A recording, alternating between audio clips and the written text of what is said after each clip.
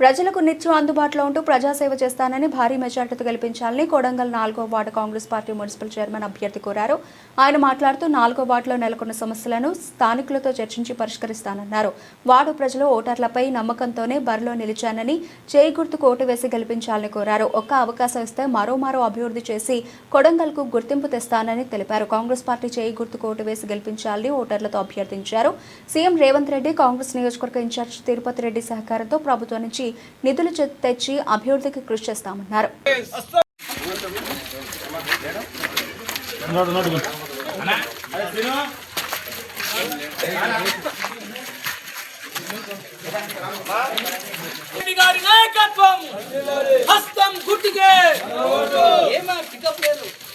ప్రశాంత్ గారి నాయకత్వం చేతు గుర్తుకే ప్రశాంత్ అన్న నాయకత్వం. బాత్రూంలకు తిప్పలైపోయింది. మాకు 4000 పింఛని అన్నారు. మరి పింఛనాడు ఉండదు, మాకు కష్టమంది అయ్యా. నడమే ఉండలకు అట్లాని ఇస్తారు కానీ కట్టి పల్లెల పని చెట్లు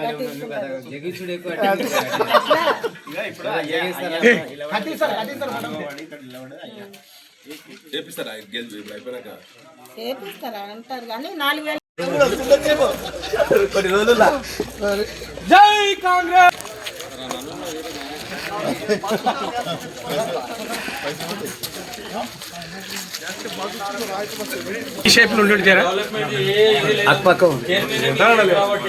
కాబట్టి భారీ మెజార్టీగా ఓటేసి అన్నను గెలిపించాలి. మీరు ఒక్కరే కాదు, పక్కన కూడా చెప్పుకోవాలి. ఇప్పుడు మా కౌన్సిలర్ కాదు,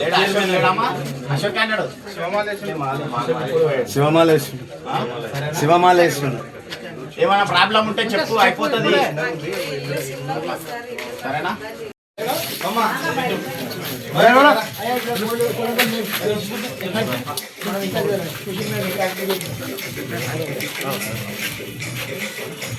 అందరూ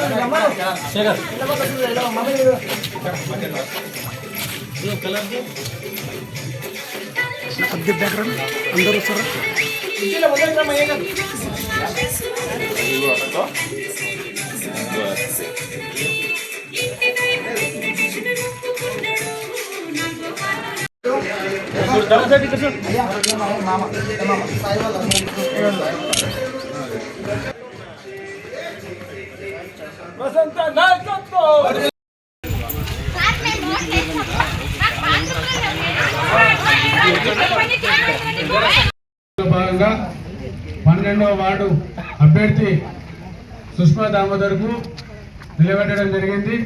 ఇవాళ ఎన్నికల ప్రచారంలో భాగంగా 12వ వార్డు ప్రచారం చేయడానికి రావడం జరిగింది. ఇవాళ కొడంగల్ల ఏ సందులో ఏ గల్లీలో ఏ సమస్య ఉన్నా ప్రతి ఒక్కటి ఇంతలో అంతలో మనకు బాగా తెలుసు.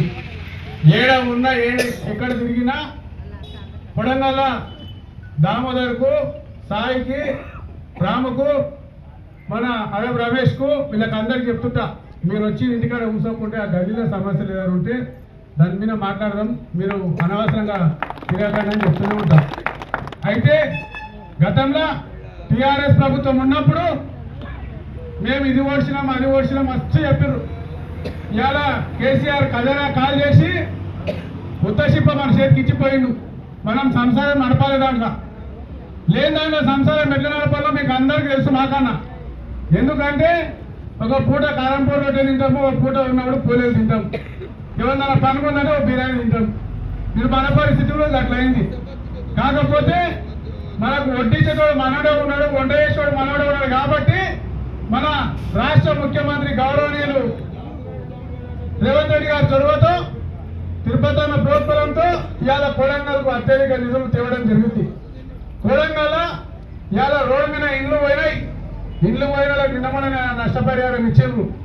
అయితే నేను మళ్ళీ కలెక్టర్ సార్కు రిక్వెస్ట్ చేసిన, సార్ గాంధీనగర్లో అంతా భూములు లేని వాళ్ళు ఉన్నారు, పాపం నిరుపేదలు, మళ్ళీ వాళ్ళ ఇండ్లు పోతే ఇండ్ల పైసలు ఇస్తున్నాం కానీ జాగా కూడా కావాలి కదా సార్ అని చెప్పి నేను రిక్వెస్ట్ చేసిన. అయితే సార్ ఒక మాట ఏమనంటే ఇండ్లు ఎన్నిక వెళ్ళేందుకు ఆ డబుల్ బెడ్రూమ్ ఇల్లు ఇస్తా అని అన్నాడు. సరే ఆ డబుల్ బెడ్రూమ్ విషయం వద్దు సార్, రోడ్డు మీద పోయేటోళ్ళకి మాత్రం మిగిలిన వాళ్ళకి ఆ డబుల్ బెడ్రూమ్ ఇస్తామని చెప్పిన. సరే అని అన్నాడు. అందుకనే ఎలక్షన్లు వచ్చినాయి. మన శేఖర్ వాళ్ళందరూ పాపం మా ఇంట్లో వాళ్ళందరూ ఎంబడి మస్తు తిరిగిండ్రు. కలెక్టర్ ఆఫీస్ కూడా వాళ్ళని పంపించిన మాట్లాడిపించిన.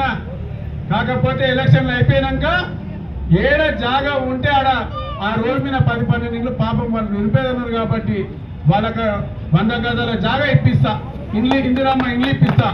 ఇక మళ్ళా యువతలకి మన దాము వాళ్ళకి వస్తే ఇక దాము వాళ్ళ మీరు ఏం అడిగేది అవసరం లేదు. నాకు ఇందిరమ్మ ఇండ్లు సుష్మమ్మని మన భారీ మెజార్టీతో గెలిపిస్తేనే మీకు ఇండ్లు వస్తాయి. ఎందుకంటే గతంలో కూడా దాము నాతో కొట్లాడి 30 ఏళ్ళు తెచ్చుకోండి, నేను 50 వాడు 30 ఏళ్ళు చేయలే, మీ వాడికి ఇచ్చిన గాంధీనగర్ చేయాలి ఖచ్చితంగా అని చెప్పి. మన రాము ఇప్పుడే చెప్పిండు మన అంబేద్కర్ని ఇది కావాలి సార్ అని చెప్పి. అంబేద్కర్ భవన్ వెనకాల కట్టిండ్రు, రోడ్ వైండింగ్ అది కూడా పోతుంది నాకు తెలిసిన కాడికి. ఒకవేళ పోకుంటే దానికి ఏమైనా మరమ్మతులకు 10 లక్షలు ఉంటే ఇప్పించి చేపిస్తా. అది కాకుండా అంబేద్కర్ విజ్ఞాన్ భవన్ కు ₹1 కోటి నిధులు కేటాయించడం జరిగింది. దానికి తప్పకుండా అంబేద్కర్ విజ్ఞాన్ భవన్ అనేది మన చర్చి పక్కన చాలా జాగా చూసి అది ఇప్పిస్తామని చెప్పి చెప్తున్నా. మీకు అందరి కళ వాస్తవంగా అయితే నేను చిన్న ఉన్నప్పటి నుంచి కూడా ఈ గుడి చూస్తున్నాను. వాస్తవంగా ఆ రోజుల్లో మళ్ళా ఆ గుడి పేరు మీద పైసలు వసూలు చేసి మాస్ మంది వసూలు చేసిన పాపం కానీ గుడి అట్లే ఉంది. కాకపోతే మొన్న ఎలక్షన్లో మన వాళ్ళు అందరు బాగా బిగితే పెడితే మనమే 8 లక్షలు ఇచ్చినాం ఆ గుడికి కూడా. అప్పుడు అయితే ఇవాళ